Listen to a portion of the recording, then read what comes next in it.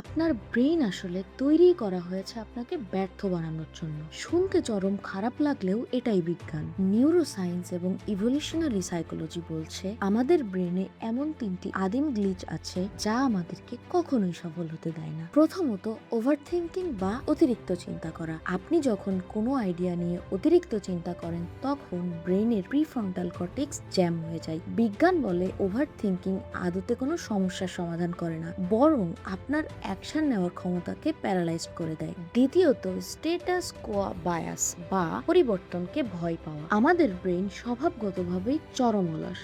যে কোনো নতুন পরিবর্তনকে রিস্ক মনে করে আপনাকে কমফোর্ট জোনে আটকে রাখে। এই বায়োলজিক্যাল ভয় থেকে বের হতে না পারলে আপনার গ্রোথ কোনোদিন হবে না। আর তৃতীয়ত, একা চলতে ভয় পাওয়া। প্রাচীনকালে একা থাকা মানে ছিল বন্য পশুর হাতে নিশ্চিত মৃত্যু, কিন্তু আধুনিক বাস্তবতার নির্মম সত্য হলো ভেড়ার পাল সব সময় দল বেঁধে ঘোরে আর ডাস্টবিনে হারিয়ে যায়। তো রাজত্ব করতে হলে বাঘের মতো একাই লড়াই করতে হয়। সফল হতে চাইলে নিজের ব্রেনের এই তিনটি আদিম কোড আজই ব্রেক করতে হবে। আপনি কি ভেড়ার পাল ছেড়ে একা চলার সাহস রাখেন? কমেন্ট করে জানাবেন।